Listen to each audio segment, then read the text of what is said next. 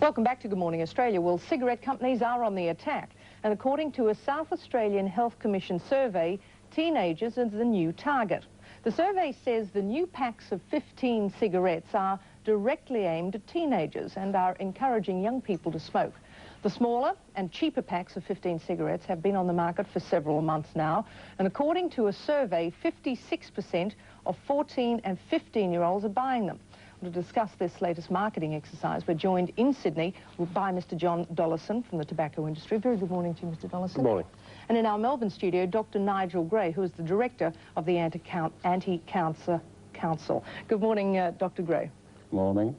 First of all, John, you represent the tobacco industry. That's I know that you've got some very big marketing problems ahead of you, but who exactly is this new 15-pack of cigarettes directed at? Well, it's directed at smoking adults.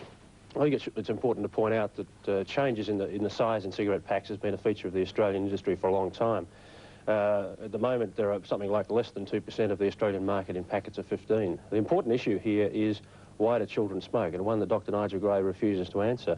But that survey has been done on a couple of occasions by the National Health and Medical Research Council, and their conclusion is they smoke for parental smoking habits, peer pressure, and socio-economic factors, not advertising. It doesn't matter what you market or what you advertise. The reasons why children smoke are the important issues. But the survey says 56% of the people buying this new pack of cigarettes are teenagers. Well, it surprises me that 56% of teenagers are even smoking. If that was the case, then we'd have a great explosion in the market. Clearly that doesn't happen. The survey obviously falls down in a number of key areas. Dr. Nigel Gray, does the survey fall down?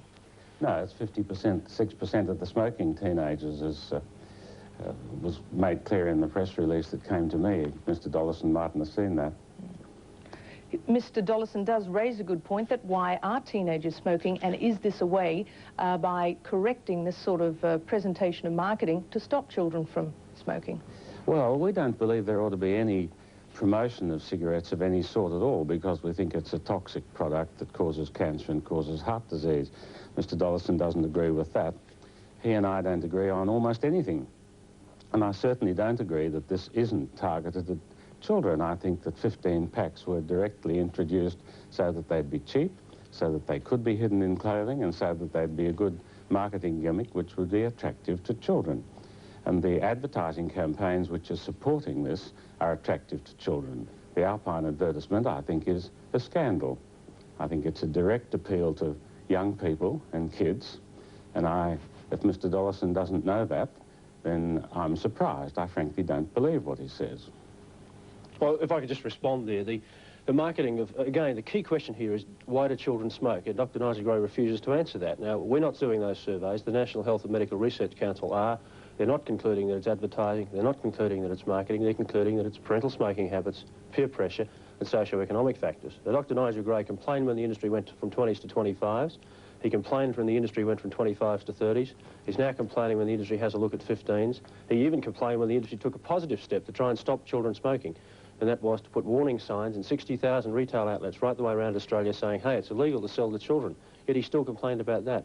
The most important survey that's been done in the area of juvenile smoking was undertaken by Professor John Bodwin and released at an international advertising conference in May of this year, which studied juvenile smoking in 5 countries in the world, including Australia, and indeed Norway. And the end result was that children in Australia smoke on average, unfortunately they do smoke, on average at the same as countries like United Kingdom. But the interesting thing was Norway, a country that's had a total marketing and advertising ban for 11 years, children smoke at a much higher rate than Australia. So clearly advertising's not the issue.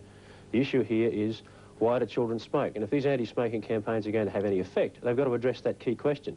My primary concern is that I believe the government-funded anti-smoking campaigns are in fact encouraging children to smoke. By continually touting the forbidden fruit at children, by telling children not to do something, you ultimately will encourage some children to do so. Adam and Eve didn't follow when they were asked not to take the forbidden fruit, unfortunately did so, and I don't think we've changed a lot from that day. Dr. Gray, how do you propose to take up on some of these questions that Mr. Dollisson has raised? Well, I think quite precisely I disagree with every point he's simply made.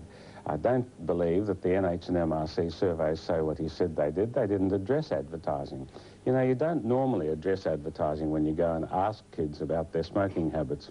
You don't ask people whether they bought their new Holden because they saw an advertisement last night. You ask them much more indirect questions when you want to find out why they really buy things. So I disagree with him about his basic approach in, I think, every respect. I think children smoke for a lot of reasons. I certainly agree that they smoke, one point of agreement, they smoke because of peer pressure, they smoke because of parental example, they smoke because society condones it, and we condone cigarette advertising, and they smoke because, I think, of cigarette advertising and a variety of forms of promotion. One of the questions we must ask ourselves is what sets the peer group norms? Why does the peer group choose to smoke? Because cigarette smoking is glamorised.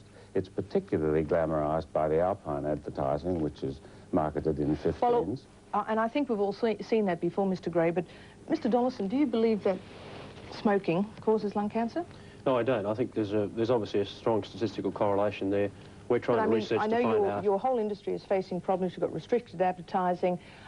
You've got all sorts of marketing problems. So isn't it just natural from a business point of view you'd want to try and market a smaller pack that would be attractive for somebody who couldn't afford a No, certainly not. The reason for putting out 15s, as I understand it, I'm not involved in marketing, was a convenience pack.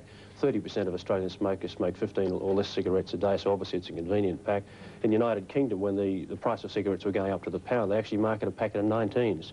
To try and stop people's concern about going to the pound. It's a legitimate marketing exercise to smoking adults. It's not very successful from what I understand. It's only less than 2% of the market. And for Dr. Gray's survey, they suggested 56% of children who smoke are smoking. That, I think, is absolute nonsense. And obviously the survey needs to be thoroughly checked out. Well, that's certainly an answer there. Dr. Nigel Gray, we'll have to leave it in Melbourne, but certainly it's a most interesting survey. Dr. John Dollisson from the tobacco industry in Sydney, we thank you both for your time. Thank you.